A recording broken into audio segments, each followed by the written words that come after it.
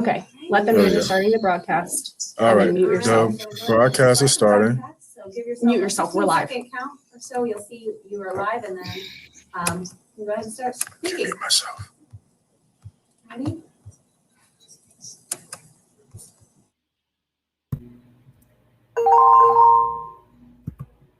Hello, everyone, and welcome to our breakout session on the public management track for a vision for Yali's future.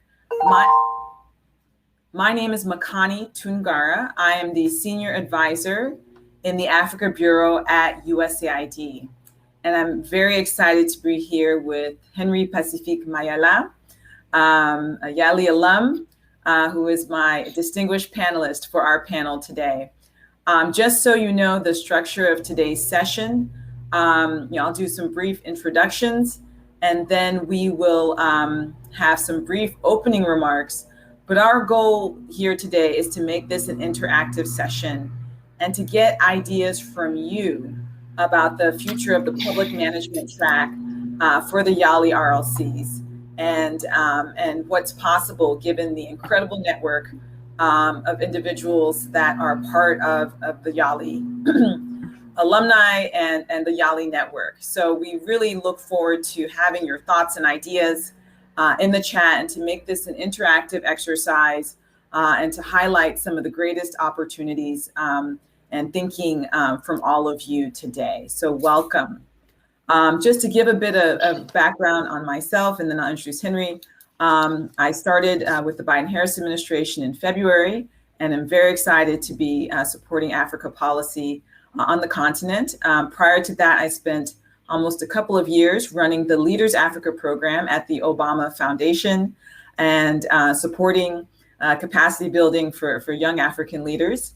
But my previous life was in economic development, working for a nonprofit called TechnoServe and designing economic development programs globally. But I also spent 3 of those years based in Accra and working to expand TechnoServe's portfolio across West Africa. I am American, but I am also proudly African. My father is from Côte d'Ivoire, and I spent my early childhood in Abidjan.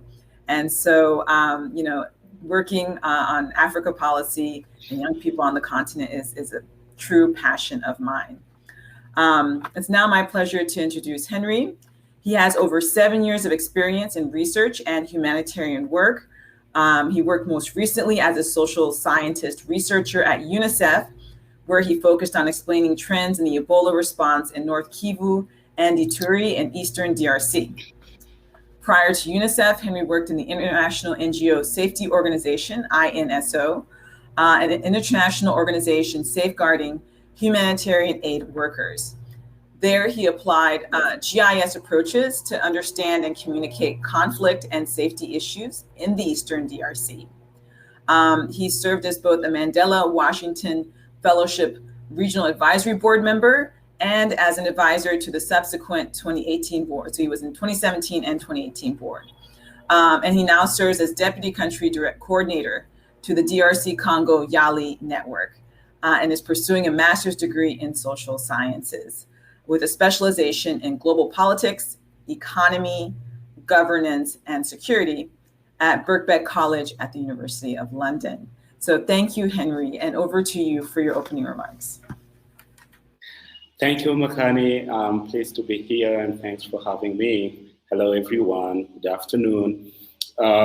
Before I start, I'd love to request a moment of silence to think of the people affected by the volcanic eruption in my country, in the Eastern Congo. Not only that, but all the tragedies that have been ongoing for the past 2 decades, if you may allow that.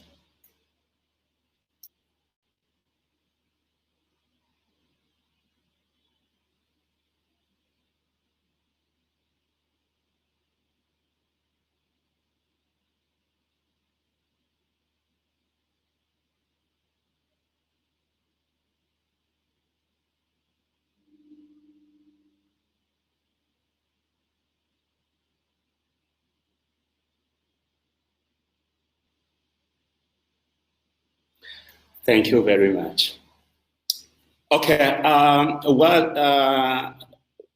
yeah, I don't know. After 4 days of intensified engagement and invigorating sessions with previous both speakers to different sessions, it was a little bit hard for me to come up with a specific remark.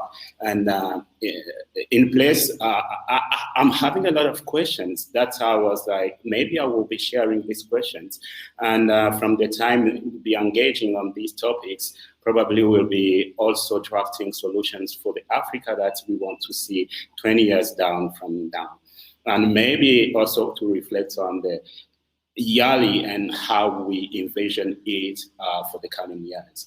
And here goes questions I had on my mind. It's like, how comfortable we as the current and future leaders of this continent, how comfortable are we with the current political power narrative across the continent?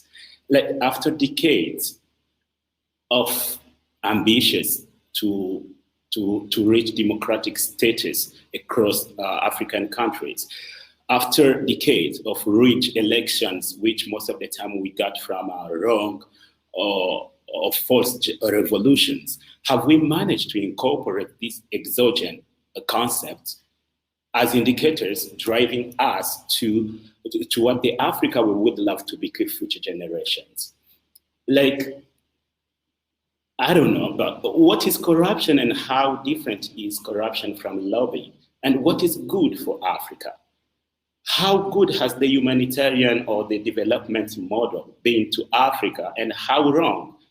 Or why shouldn't we try the Chinese approach on the continent?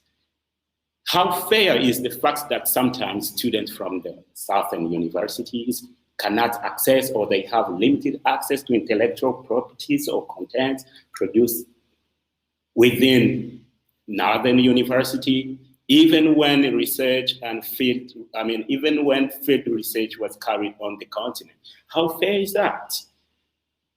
We as alumni, YALI alumni, current and future leaders of this continent, as we claim changes, and most of the times the narrative is based on leaders who overstay in power. What is our genuine offer?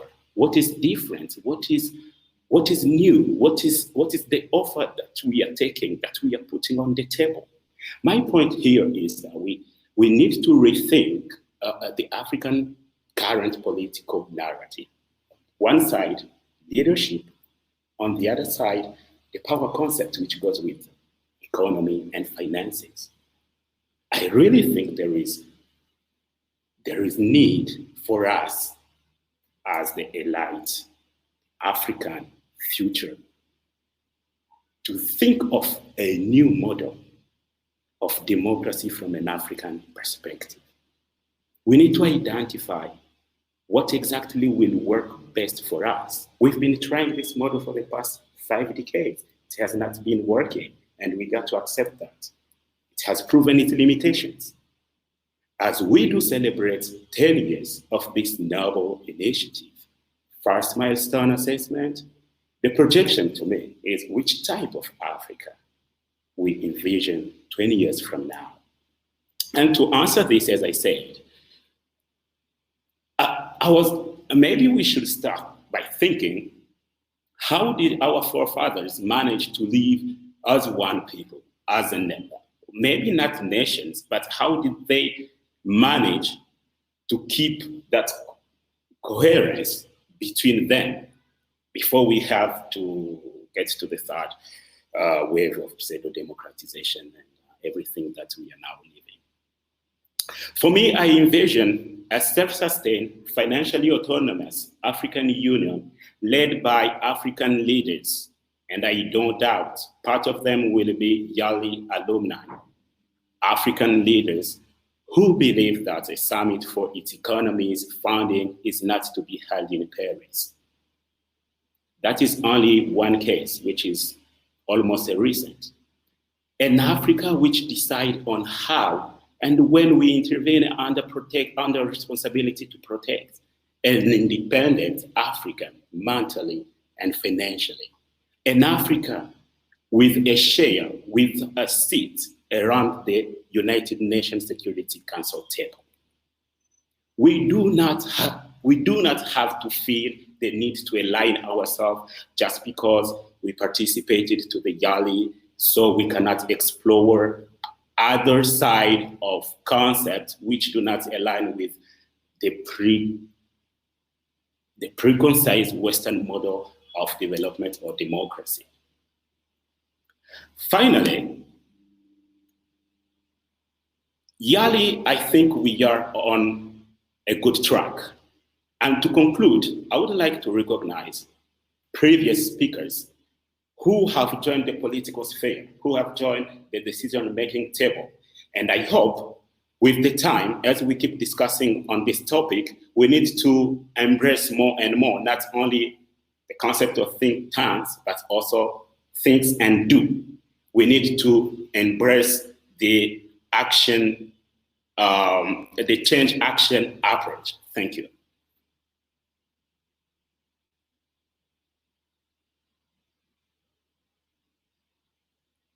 Henry, for those exciting opening comments, and for reflecting on the hardships in Eastern Congo DRC at the moment. So thank you for that. So I'd like to give a few opening comments as well, just to stimulate some dialogue and conversation. And as I'm speaking, feel free to add some comments or thoughts into the chat. For those of you who are attending. First, I'd like to speak to sort of the Africa that I envision 20 to 30 years from now.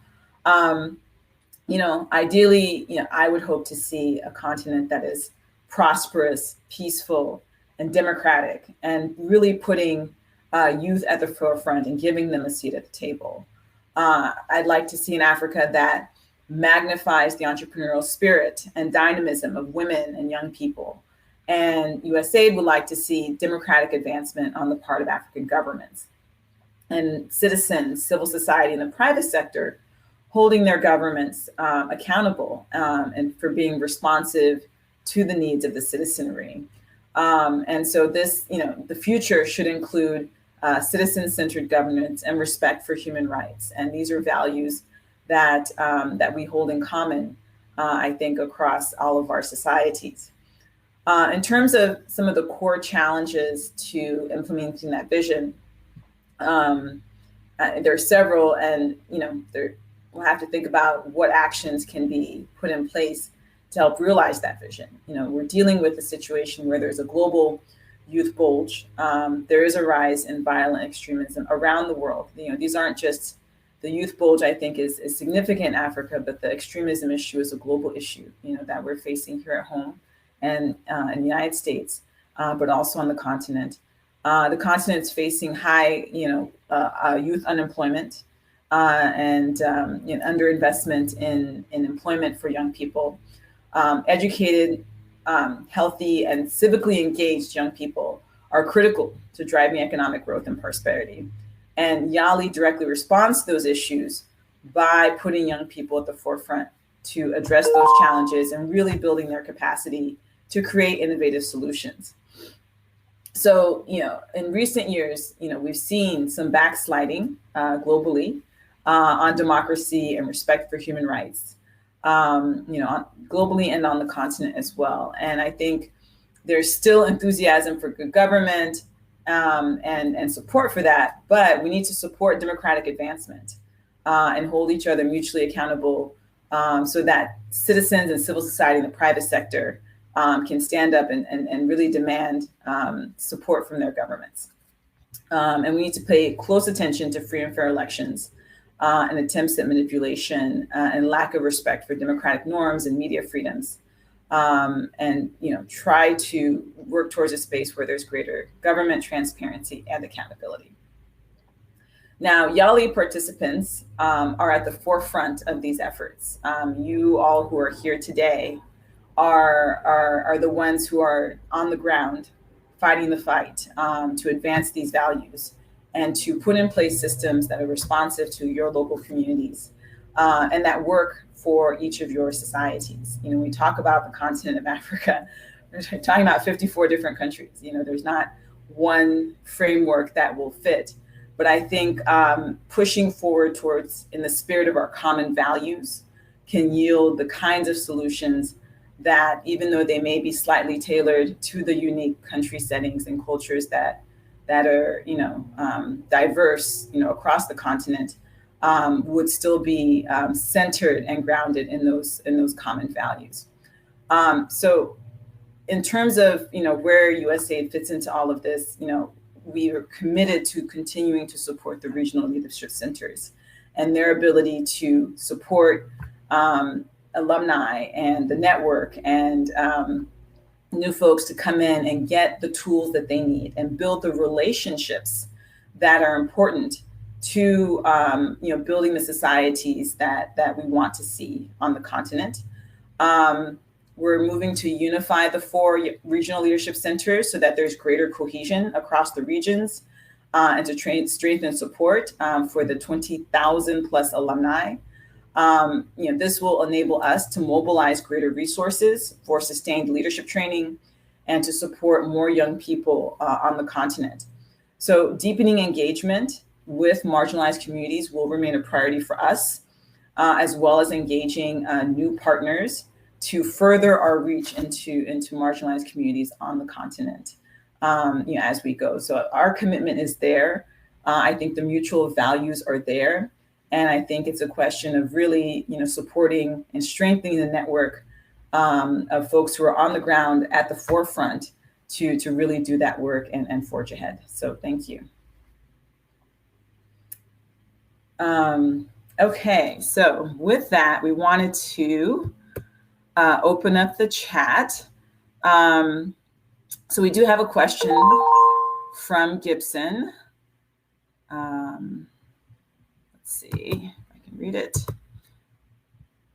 It says, can we address the following challenges and what we see as the way forward? And so the challenges were lack of contestable provision of public service, failure to enable, just make it a little bigger so I can read it, failure to enable the private sector, such as downsizing, outsourcing, and partnership. I think that's the question. So Henry, do you have some thoughts on some of the challenges around failure to enable the private sector and lack of provisioning for public services? I think you need to unmute.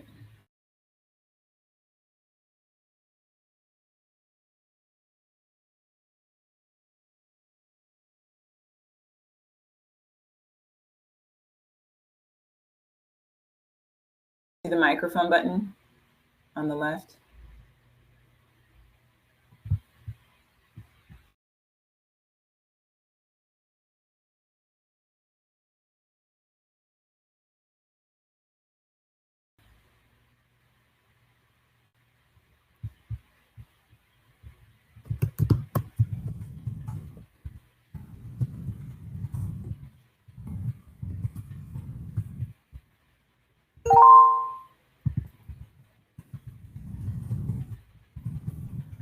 Do you see the microphone icon, Henry, it's right under your camera icon on the left side of the screen?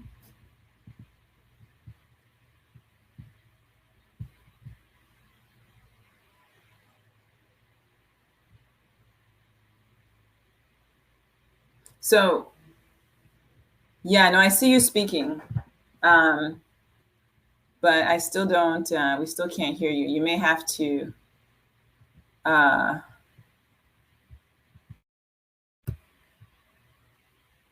re-log in or something.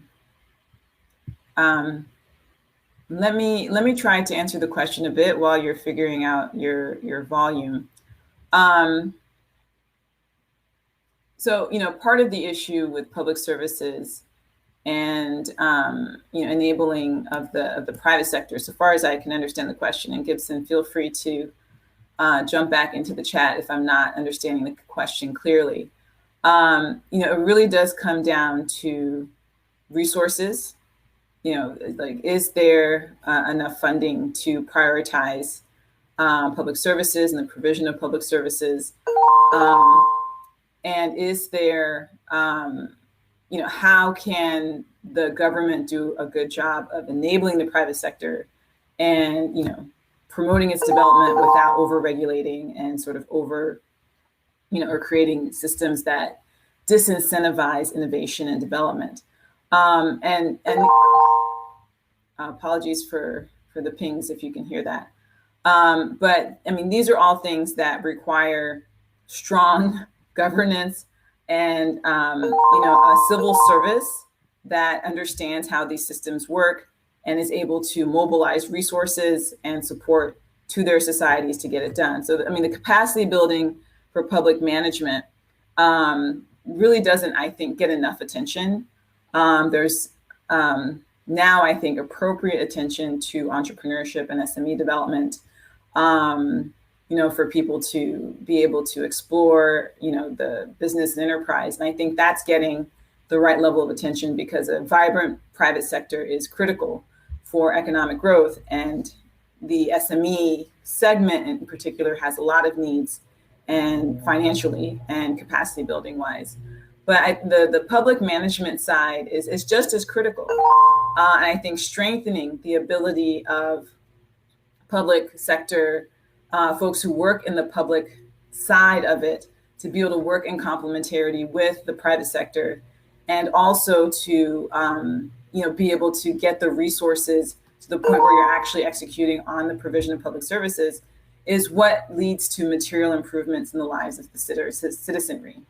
So I do think there needs to be greater emphasis on ensuring that public servants have the tools, people in public management have the tools, whether they're working in government or whether they're working for multilateral organizations. I mean, there are different levels to this, or even in the regulatory space, to be able to, wherever they are in the system, be able to be as effective as they can be. So that's what I would say on that. So let me see what else is coming through the chat.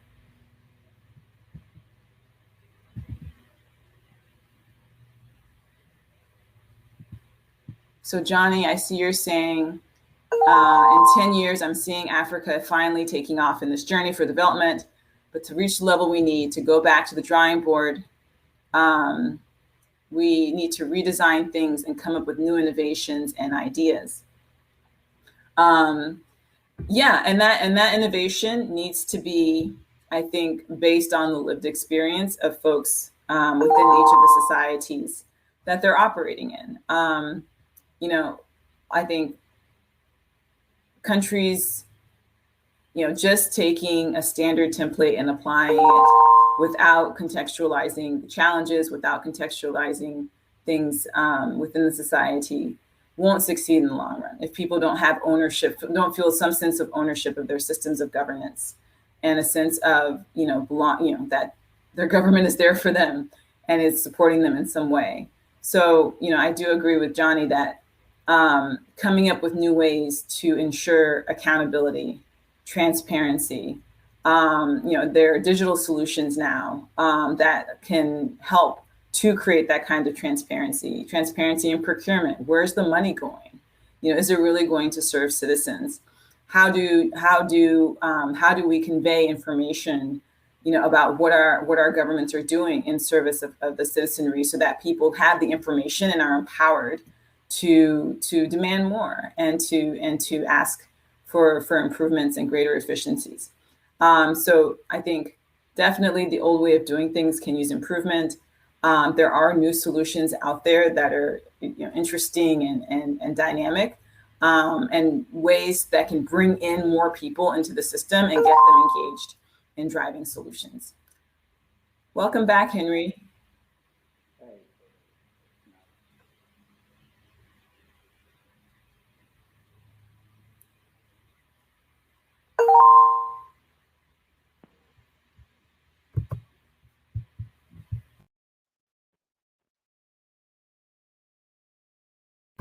Henry, can you hear me? Okay, I can hear you now, but you're sounding very faint.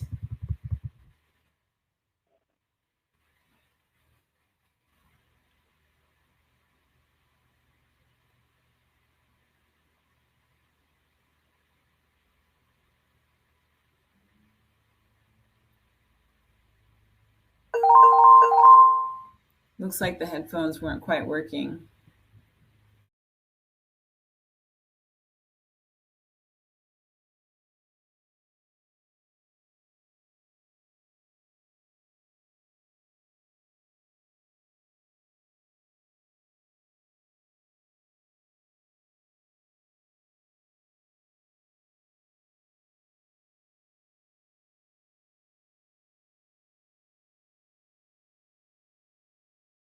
Looks like, so Henry, are you still there? Have you just tried to turn off your video to see if it helps with your audio?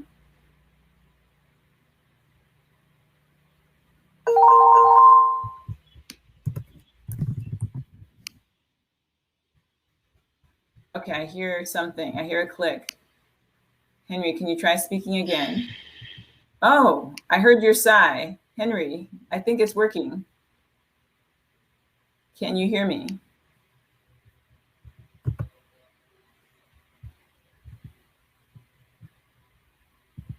Yeah, we're trying to get Henry up and running.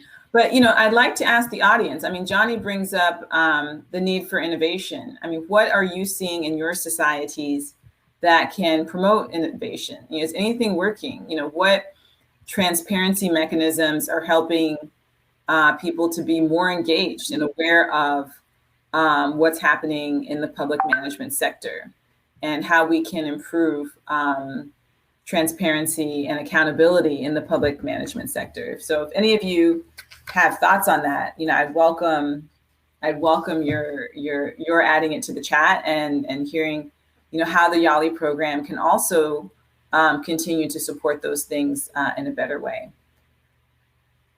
Okay, Henry, are you there? Can you hear me? A little bit, yeah, much better. Try again.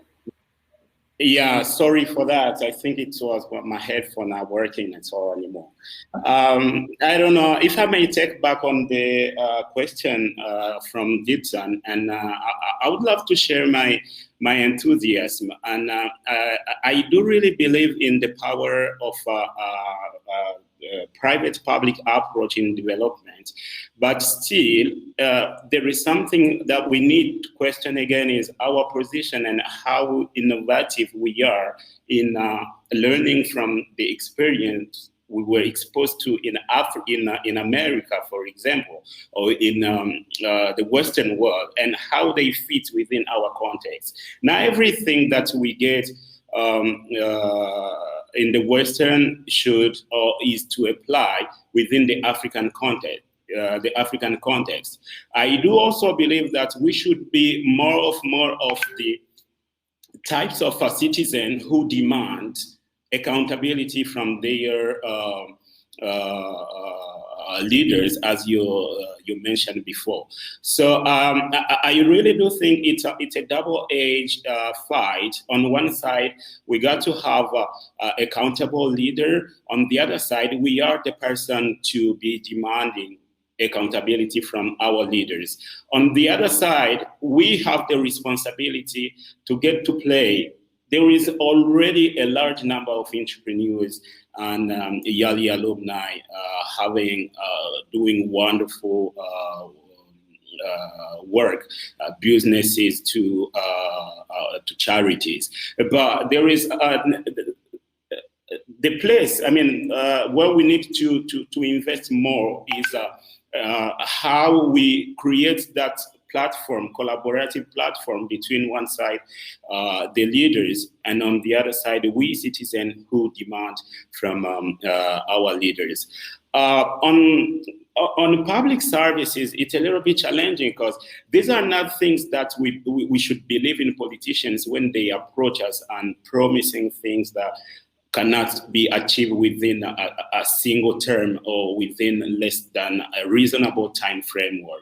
And again, we have responsibility here to take action and not wait until these people step in, because most of these politicians are quite politicians, and they are not men who think of the need of their people. Like Churchill said, politicians think of the next elections, while statesmen, they think of next 5 generations. The people thinking of the 5 next generations should not only be the people sitting within public offices. You and I as activists, you and I as entrepreneurs, you and I as motivators can also ignite that energy and bring about the change and the services that our people need. That's my take on that. One interesting thing too is what is the pathway that people take, in their careers? I think often in the past there's been a feeling like, oh, once you graduate, you get a government job, you stay in a government job for 30, 40 years, then you retire to your farm and you in your village, and then you're good to go, you've served.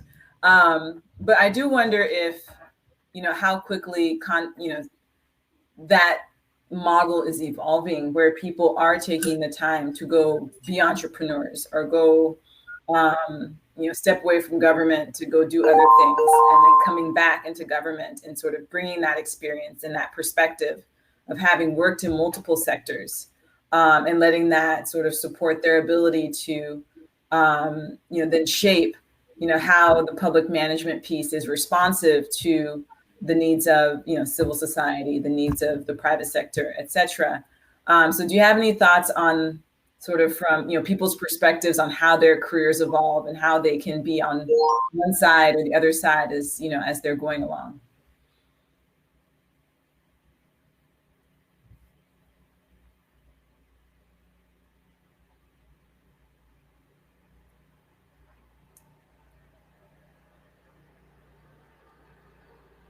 Henry, can you hear me? Okay, it looks like your sound went out again. I mean, that's also a question for the chat. Like, are there those of you in the chat who have deliberately tried to get roles both in the public space, but also in advocacy, nonprofit, private sector, and try to figure out how to bring your experiences to one or the other side, and to have that shared experience to try to improve, public management. So just a thought, feel free to drop that into the chat as we wait for Henry to join us. So I see a comment from Davies.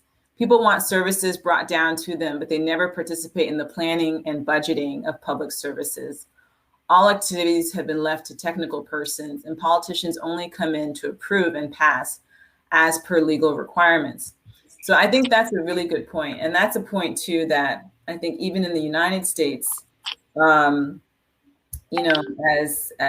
the United States has been going through its own responsive to the Black Lives Matter movement over the past year, a lot of the advocacy around that has been getting people engaged at the community level and going to budget meetings and going to local county council meetings and showing up and sharing with their fellow citizens what is happening in these local governance structures, and to be able to have their voices heard and to influence how budgets are structured.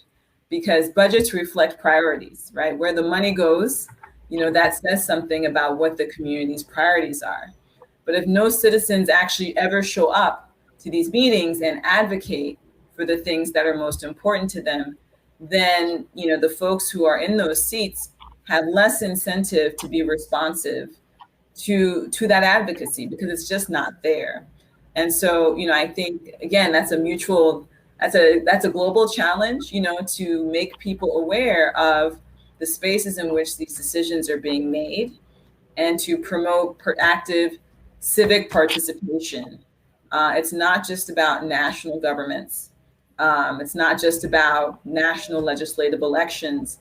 These are conversations that are also critical at the local and municipal level. Welcome back, Henry. Thank you. Can you hear me? Yes, we hear you. Yay. Go ahead. Yeah. As you mentioned, the proper way to encourage these same people sitting within official and public offices is by we citizens being demanding. Because as you mentioned, a perspective, an evaluation perspective from self, most of the time it does not always reflect areas of shortcomings. And we are the people, we know exactly what we need. We know exactly what our priorities are. And maybe I will sound like escalating this debate. And I don't perceive this at a local or a national, or as I mentioned, a specific country. I'm considering this as a continental matter. And the trend we are currently having does not reflect what we need or what we are aspiring to. As we look forward to the Yali we want to have 10 years from now, or the Africa we want to leave behind us, the trend now is that everything that Africa needs is decided elsewhere.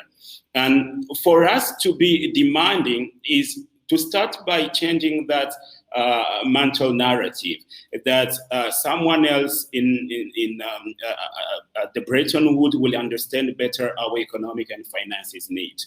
We are the people to fix the rule and demand on the evaluation to be carried out to know how much was invested in what at which point.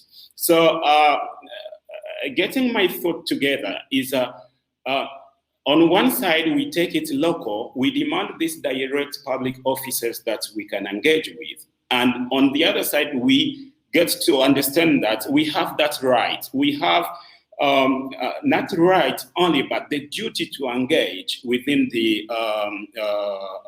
public affairs management. In Congo, we name it le vivre tranquille. It's like when you got your job, secure your future with your kid, then you are better off. The next neighbor, he got to take care of himself. We got to go beyond that behavior. We got to consider ourselves as a whole. We got to start building nations and moving beyond villages, beyond families. And that is only when we can grow global or continental to claim that Africans' need are to be decided, are to be identified and decided on how we affect resources by Africans. So it's like both ways, bottom down, down bottom on our behavior as individuals, how we engage within the public management responsibilities. What is our share? What is your responsibility? A good question I remember when I was joining Yali was, when was the last time you engaged in a public management event or activity? And you get to realize that most of the times we do consider that it's not our responsibility. And that is why we keep on backsliding instead of consolidating all that we have, like ideals and ideas.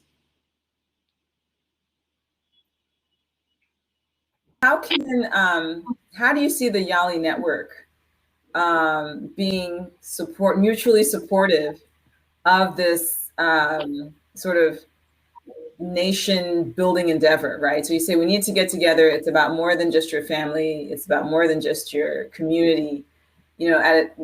African countries can be stronger with a strong national identity that allows them to leverage collective resources for a greater empowerment within their countries, but also globally. So what is the Yali? What do you think the Yali network can do to be mutually supportive of each other in doing that work, from the public sphere, but also from other spheres as well?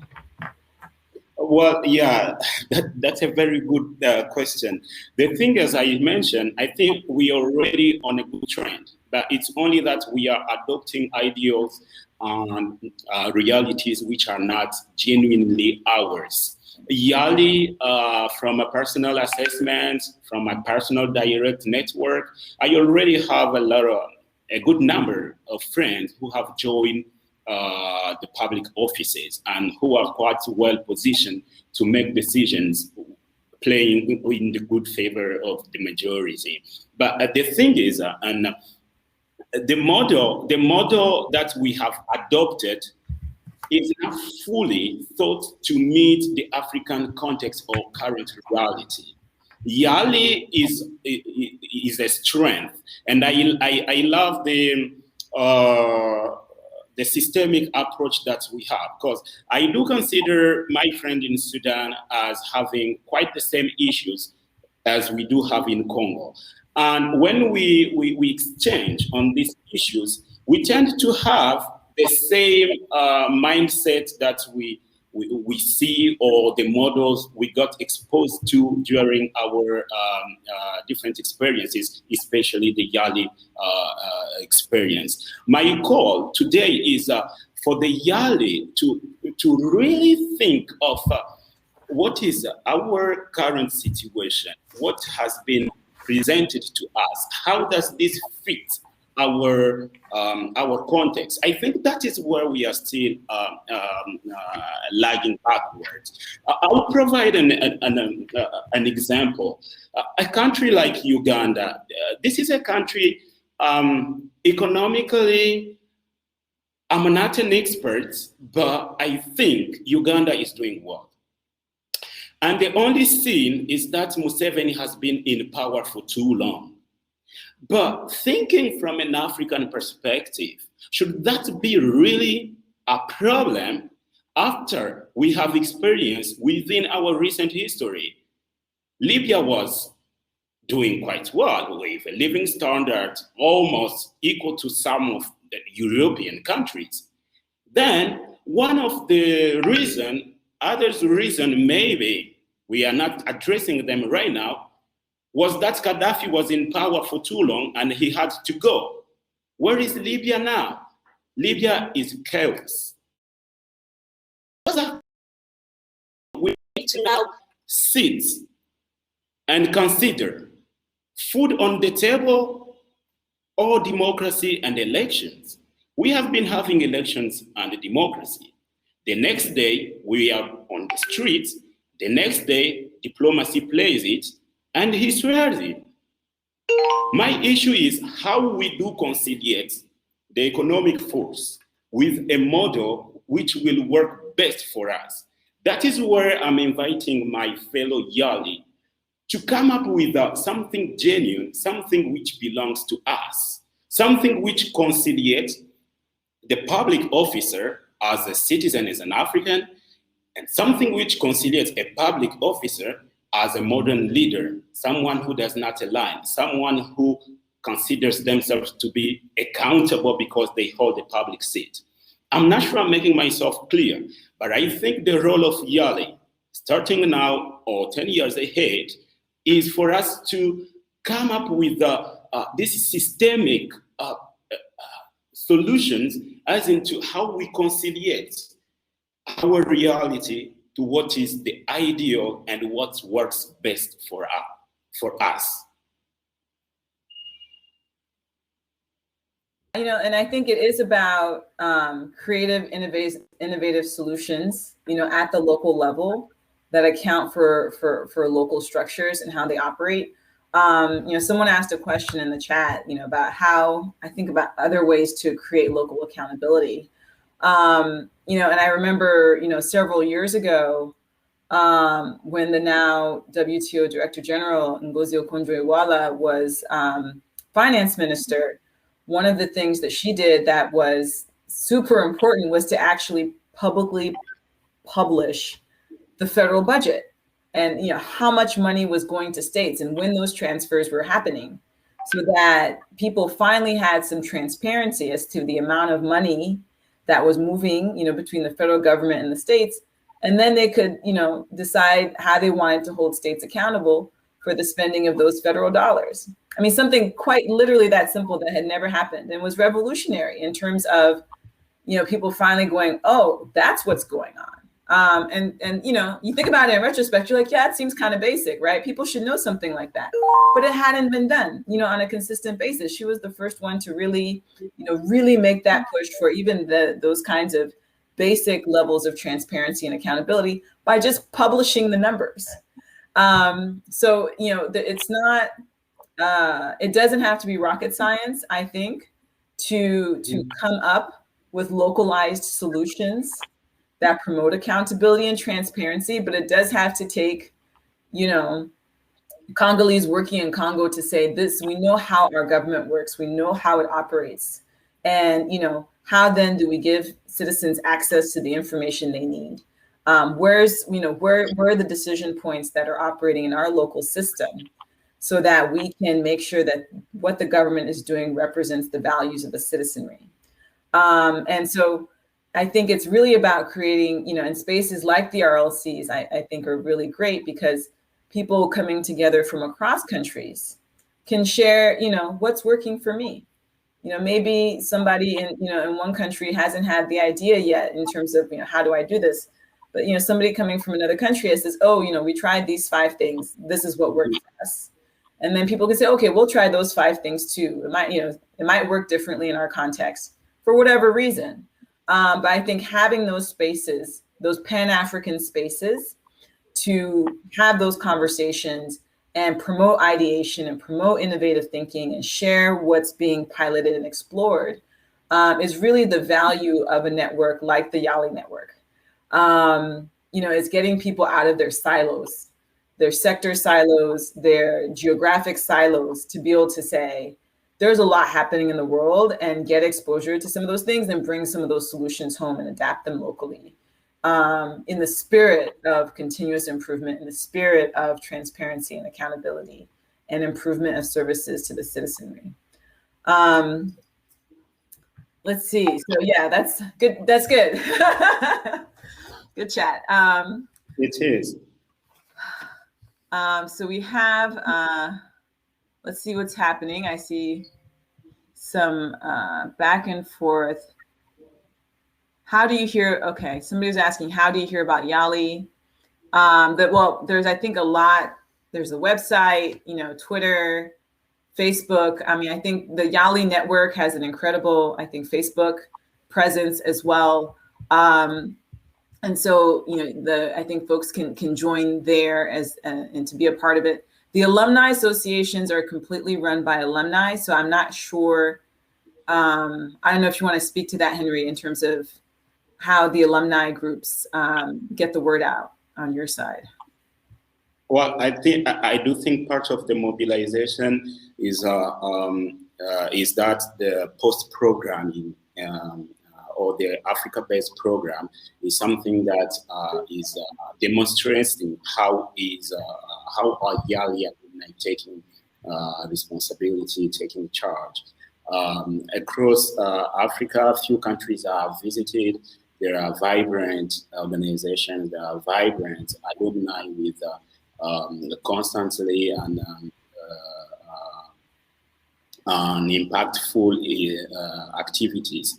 So Yali alumni in Congo, I can consider this is we do have initiatives on a monthly basis to carry out community services days, which is an individual wish, and it keeps on improving and increasing awareness about the Yali. And examples are many across countries. There are also the virtual dimension. You have a quite good presence of Yali across different virtual platforms, Facebook, LinkedIn, or Twitter. I do think there are really a good Yali network is doing good in terms of increasing awareness about the initiative and translating what we learn during the program into action benefiting communities. Mm-hmm, mm-hmm. And I know like the RLCs also are on social media themselves, the individual RLCs. So there are ways to connect, you know, what social media platforms you're on directly to those RLCs as well. So there's a question here for you, Henry. It says,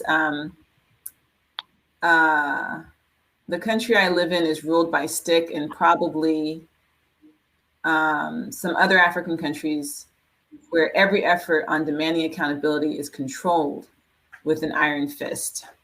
And so he's mentioning basically that there's greater levels of authoritarianism.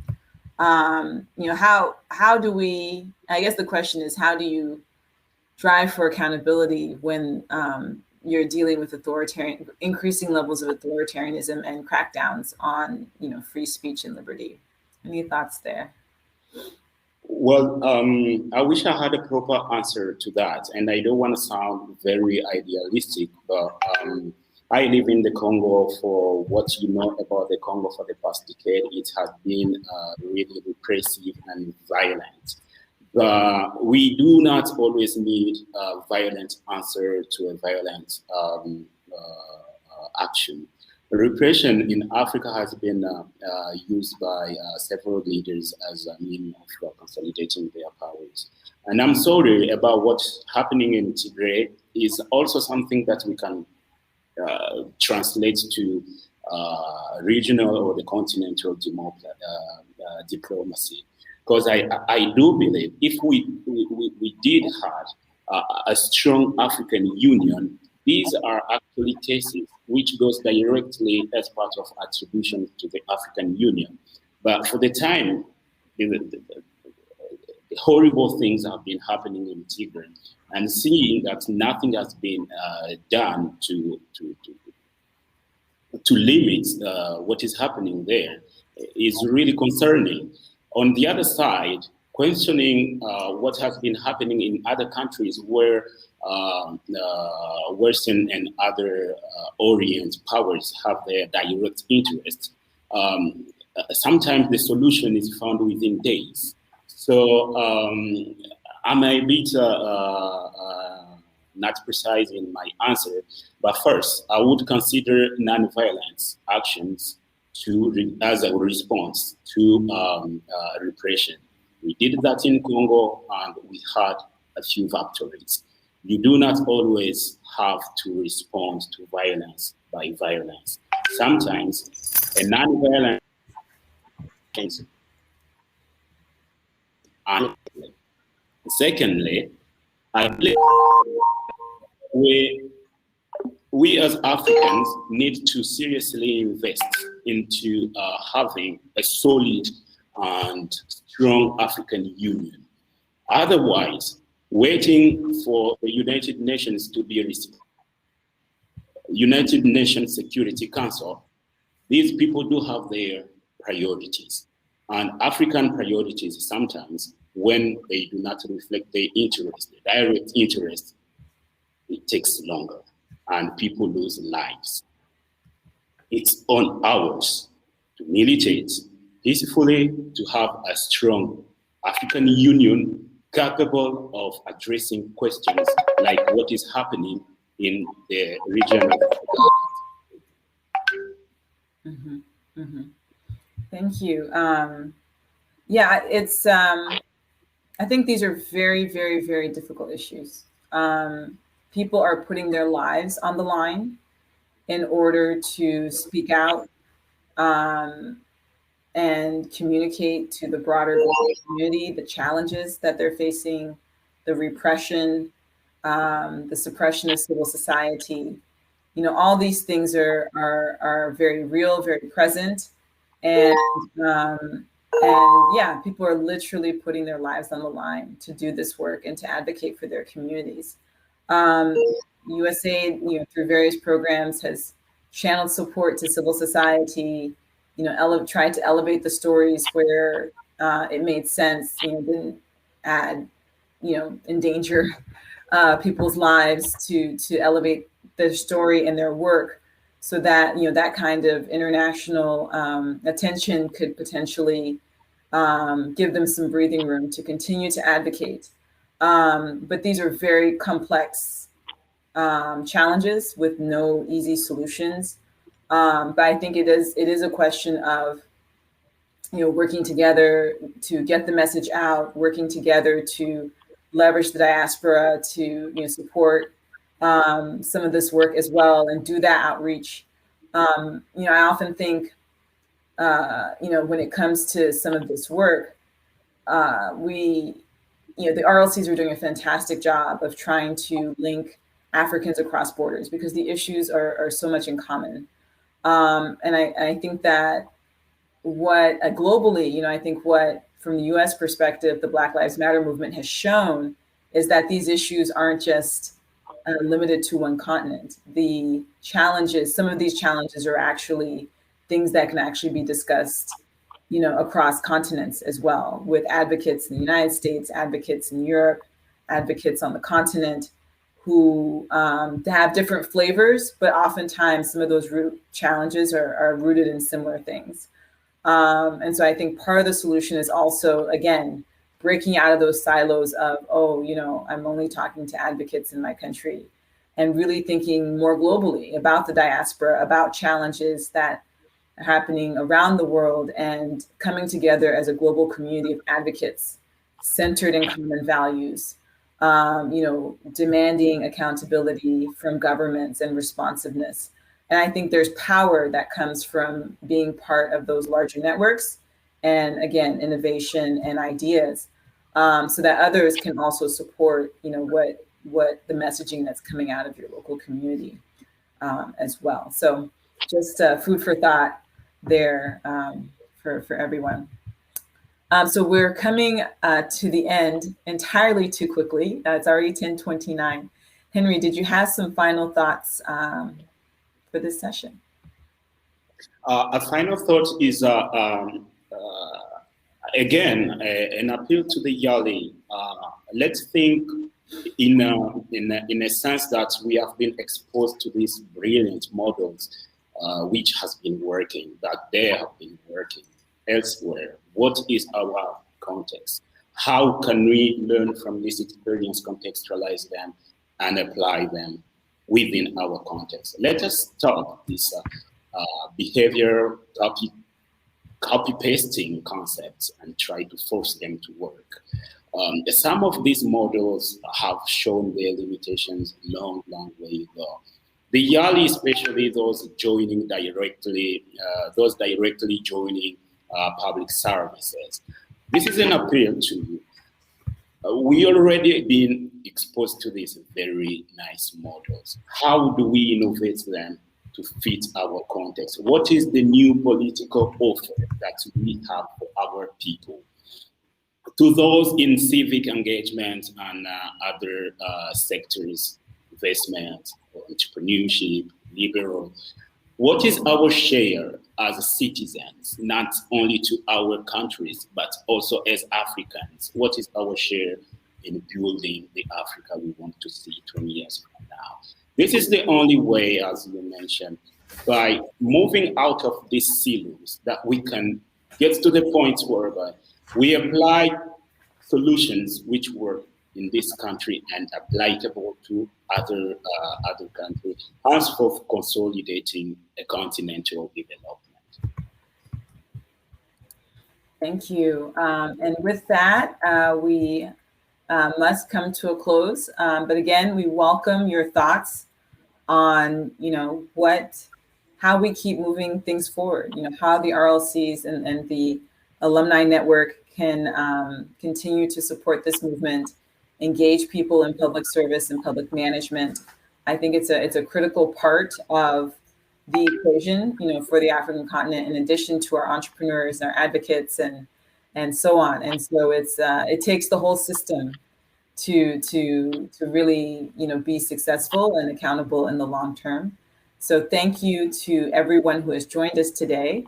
At 10:40, please go back to the plenary session. We'll be doing a readout from these different breakouts on the different paths of the RLCs. And so take a little break, and at 40 minutes after the hour, we'll start again in the plenary session. So thank you, Henry, for your time today. It's been a pleasure to be in dialogue with you. It's been a pleasure to be in dialogue with the audience. Thanks to everyone who put some comments in. We've recorded those, and we'll take those into account as well. So have a really great conference and rest of your day. Thank you for having me.